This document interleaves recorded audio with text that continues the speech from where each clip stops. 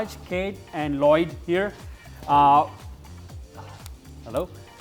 So what we want to ask Loyd is, how is your process of cocktail making? Right. This is for your bars mainly. If you're in a bar and you've been given a gig to design cocktails, like what is your design thinking? Like how do you come up with cocktails for that particular bar? Usually just hanging out on markets, thinking of one ingredient in particular and just developing around that one. That's about it. I dream a lot about my cocktails too. About your? A lot. Yeah, I have those weird dreams. Okay. Like, hey, this goes well with this. Sometimes it's not true though. Sometimes bad, yeah. Sometimes we have to edit. Yeah, edit, right, yeah. Like durian cocktails, not always a good idea. What about you, Kate? What's your way of coming up with cocktails? I do things a lot differently than a lot of people. I know a lot of people reach into their culture or their background and they kind of make drinks for themselves or like to be seen. I prefer to kind of flip the script on that. I want people to feel that I've seen them. I base a lot of drinks on nostalgia, on pop culture, on foods that you have growing up, on different types of things that I think will connect with humans. Music is a good one for me. Movies. I want my guests to actually feel that I've seen them. I don't really care if anyone sees me. A white American culture is a lot different for me. You know what I mean? So like for me, I don't care if people come into my bar and they're like, this is Kate's cocktail. I want people to feel that I've reached into something in their past and made a connection for them. And that they feel seen in the bar and they feel included and they feel accepted and they feel like somehow I've managed to jump into their brain to some memory they had as a kid and brought that out. And that to me is a little bit more about how I like to make drinks and bartend. How about you, Raj? I feel like I'm kind of a blend of kind of Loyd and Kate, right? I have my story, you have your story, you have your story, right? So you can always dive into that, that well that you have about yourself and what you do with drinks, right? I think it's super important to diversify yourself and taste everything you can. Ingredients, fruits, vegetables, food. I think I had dim sum for the first time in my life yesterday. I got a dim sum. Took me 35 years. Wow. I had dim sum, and it was awesome. It was really good. But it's things like that I think can create those creative juices to flow.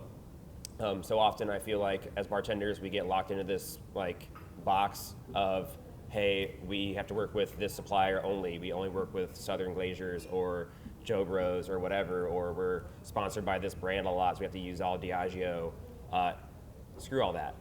Make what you want, make it taste good, take care of your staff, take care of your team, take care of your guests that come in, and it's about them too, right? Have fun with it. I love puns.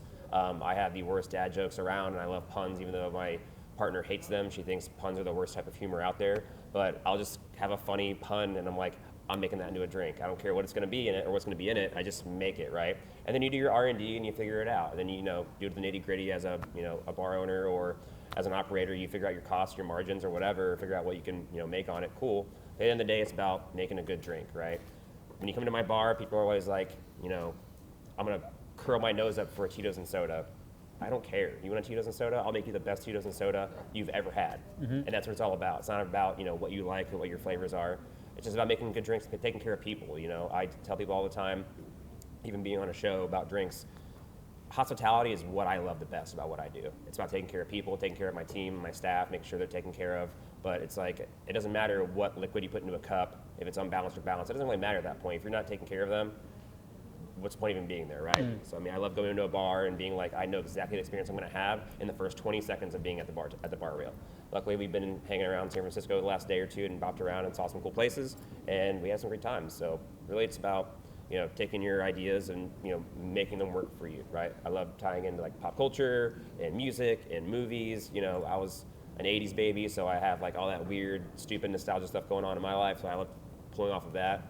But at the end of the day, just have fun. Bartending is fun, So have fun with your drinks, make them look good, make them be balanced and tasty. By the end of the day, have fun with it. And once you start doing that, I think your guests are going to be more enjoyed about your drinks too. So you say, we all say you're after making a good drink.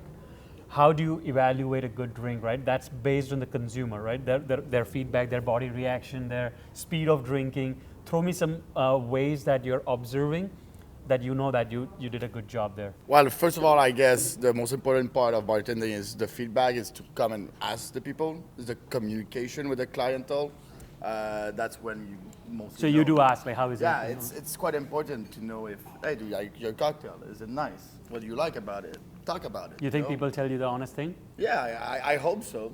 That's what I hope. I think I read people. Yeah, I think exactly. when you see someone, and we train the staff, like, when you see someone take a drink and they take a drink and they're like, you know, True. if they do the thing or they kind of like look at it, you can tell. Yeah. And unfortunately, like not fortunately, like people don't necessarily feel comfortable saying, I don't like this. Yeah. So it's your job to learn how to judge people's reactions. True. Because the majority of the time, a lot of people just aren't comfortable being like, yeah, I think this sucks. Yeah. And that's okay. You do that though. I have no that's filter. your style. I have absolutely zero filter. Yes, Lloyd, but this no, mic too. yes. Hi. Thank you. Do I really need this? No, I tell people. I tell my staff all the time to always watch when people Watch take their that first reaction. sip. True. Watch the reaction. If I take a sip and I like pass it to people and you're like, you know, you're like, oh my God, or you're like, oh my God, you should try this. You can tell, and you don't need to put the onus on your guest to have to tell you Absolutely. how things are. It's our job to read their reaction. If they're not finishing the drink, you know, we'll go scoop in and be like, hey, is there, you know, do we miss the mark on this? Is there something we can get for you? You know, maybe we just adjust the cocktail. Is it too sweet? Is it, Do you think when a cocktail is served on a table and other people are trying that cocktail, that can be a good Yeah, sign? I mean, like if it's not palatable or people don't like it, Yeah. then they're not going to drink it. I also think it's really a difficult thing, especially in smaller markets, is the learning curve of getting your bartenders or training yourselves how to describe a cocktail. You know, we're in Albuquerque, New Mexico. There's a lot of we're not in New York, right? So we have an Oreo fat wash Negroni. It does not taste like a freaking Oreo, right? It's not an Oreo. And people will read it and they're like, Oreos, ooh, this is gonna be like an Oreo cookie. And it's our job to be like, hey, have you ever had a Negroni?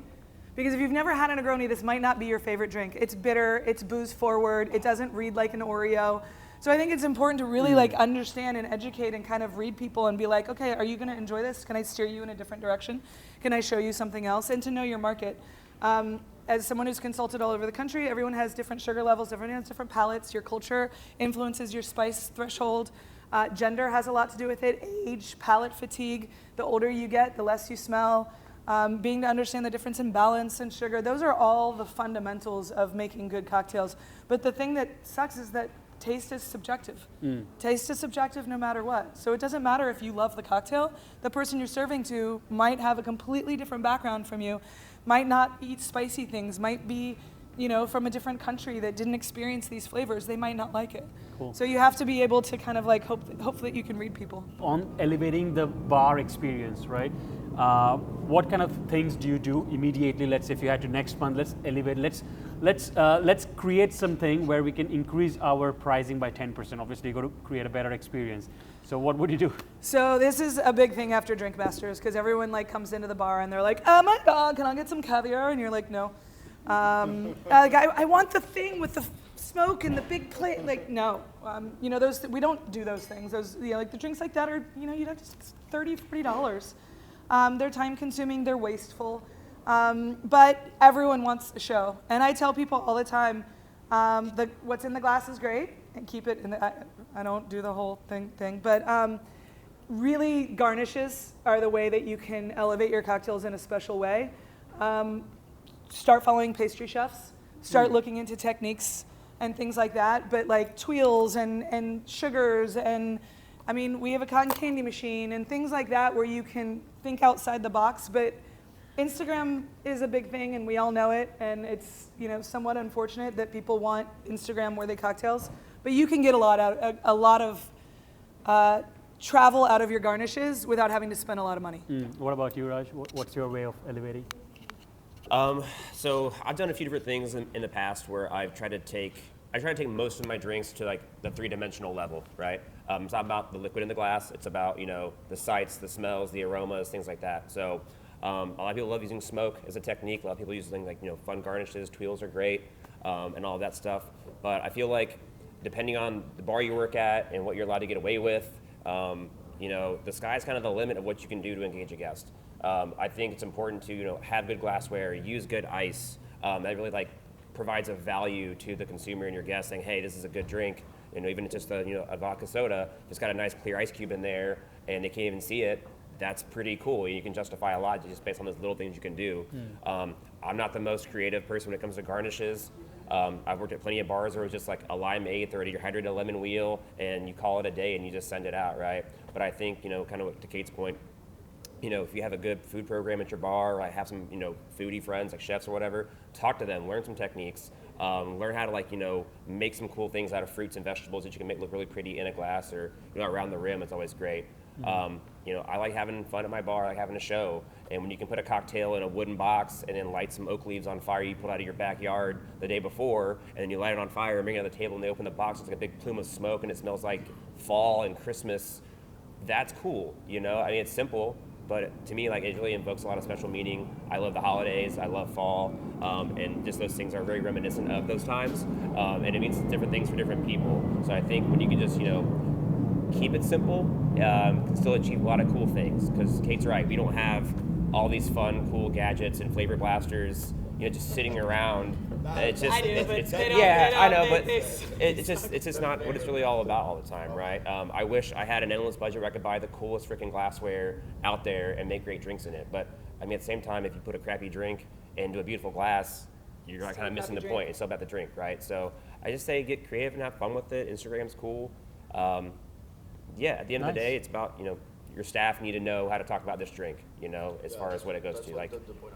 What's tomorrow, what are these things? And I love having, in my menus, I usually like a sliding scale of safe to adventurous, and people can see that. They're like, oh, this is an adventurous cocktail, so maybe I shouldn't get this because I don't know what 5 of the ingredients are. But if it's safe, it's cool. But then you have that conversation, right? Communication's key. Loyd, you can continue the last point. What would you do to elevate your bar? Well, you guys already brought some nice points. I guess a part that some of us forget is menu presentation, the story behind the cocktail. That's always cool to see. It doesn't take a lot of time to do a nice menu. It doesn't even need to cost a lot of money. Just speak a bit about the cocktail. If you found this ingredient in a tree, just say it to the customer. It's always cool, hey, I cultivated those myself. Yeah. The client's gonna love that, Bring some heart, bring some love to those cocktails. The story behind it, it's always fun. Super, thanks a lot, guys.